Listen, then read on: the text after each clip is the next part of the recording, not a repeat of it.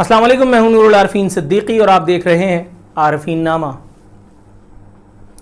सऊदीया के हवाले से खबर ने पिछले दिनों इंटरनेशनल प्रेस में अपनी जगह बनाई। खबर काफ़ी तशवीशनाक भी थी, हसास भी थी, लेकिन तशवीशनाक हमारे लिए नहीं थी। ये खुद शायद मोहम्मद बिन सुल्तान नामी उस इफरीत के लिए या उसके चाचे मामों के लिए होगी जो उसके टुकड़ों पर पल रहे हैं।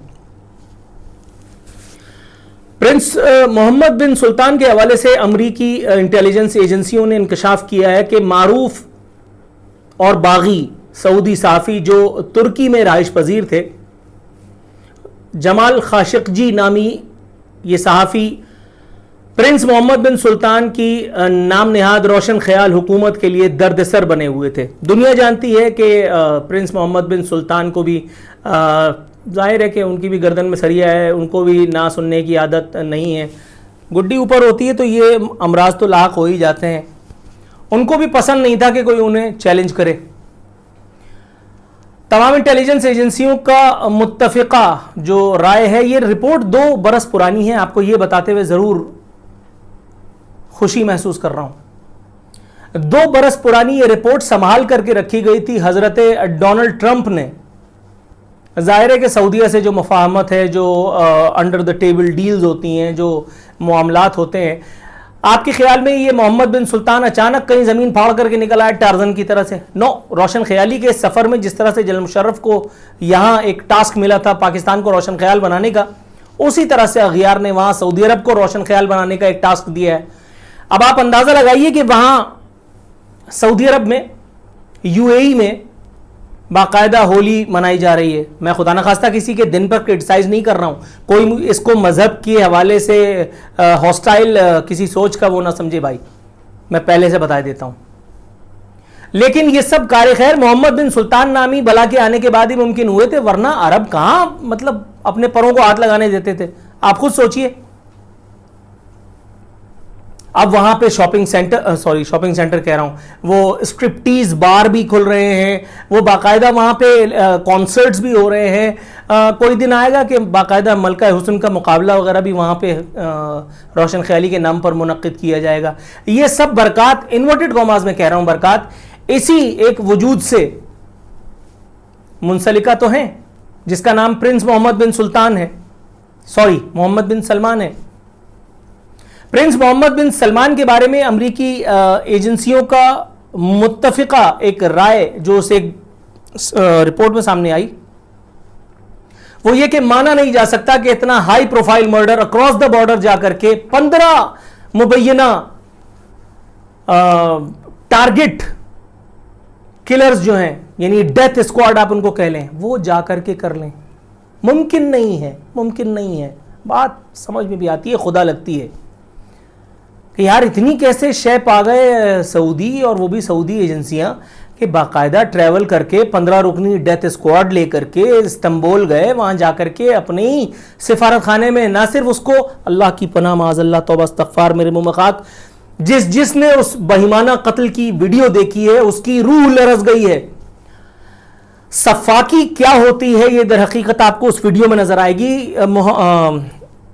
जमाल खाशिकजी के जिस्म के हर हड्डी को तोड़ा गया है, जिंदा था वो, बुग़्दे, चाकू, छुरी, न जाने किस किस चीज से उसे काटा गया है, उसको इतनी इबरतनाक मौत मारा गया है। ये सब ऐसे ही हो गया है। अमरीकी एजेंसियां बिल्कुल ठीक इस नतीजे में पहुंची है कि ये हाई प्रोफाइल किसी आदमी की इजाजत के बगैर मुमकिन नहीं है। और इस वक्त हाई प्रोफाइल आदमी सऊदीया में कौन है आपके ख्याल में? वली अहद के पर इतने फैल चुके हैं, ये अमरीकी एजेंसियों की रिपोर्ट बताती है कि वली अहद का दायरा कार, असर और रसूख उमूर मुमलिकत के हर शोबे में। आप सोचिए कि जिसने बड़े बड़े चावलों को खुड्डे लाइन लगा दिया, शहजादा बंदर बिन नायफ तो शहजादा फलाना बिन फलाना, तो वली अहद फलाना बिन फलाना, एक तो है नहीं 101 हैं, उन सबको उनके हवाले से इस छोकरे ने पानी पिला दिया। यह मुमकिन है?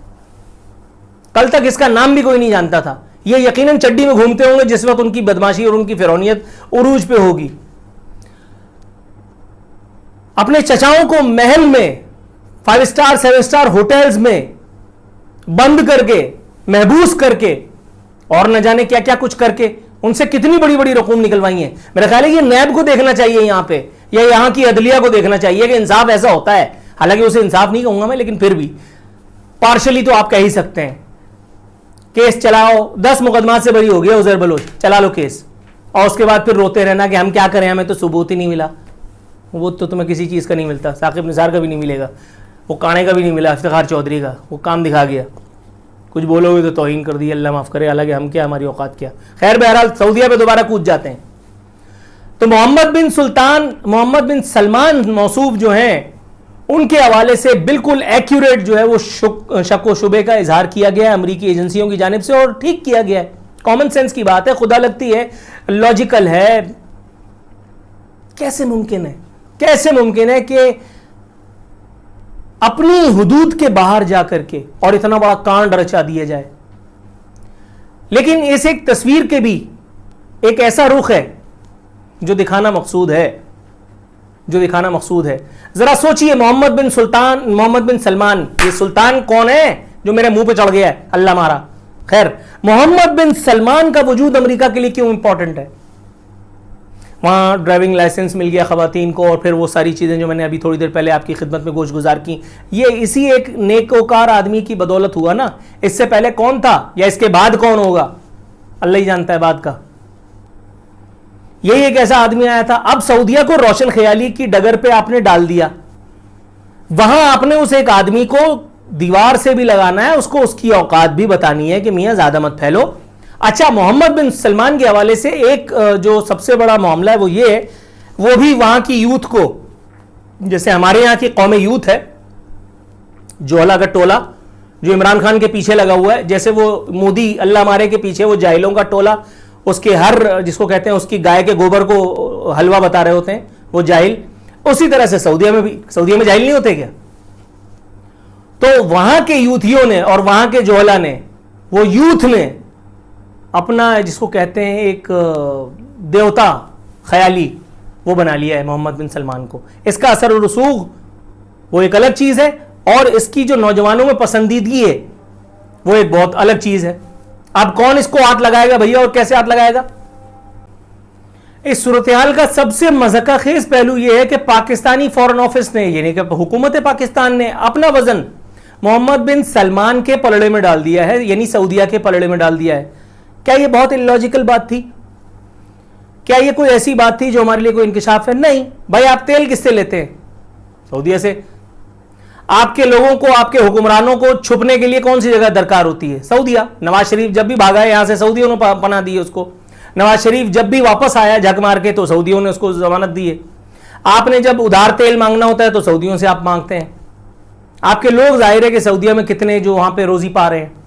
ठीक है, सऊदीया से तो आपकी गोट वैसे भी दबती है, समझ में आ रही है बात। आप होंगे कोई एटमी रियासत, लेकिन करनी आपने वही चाकरी है।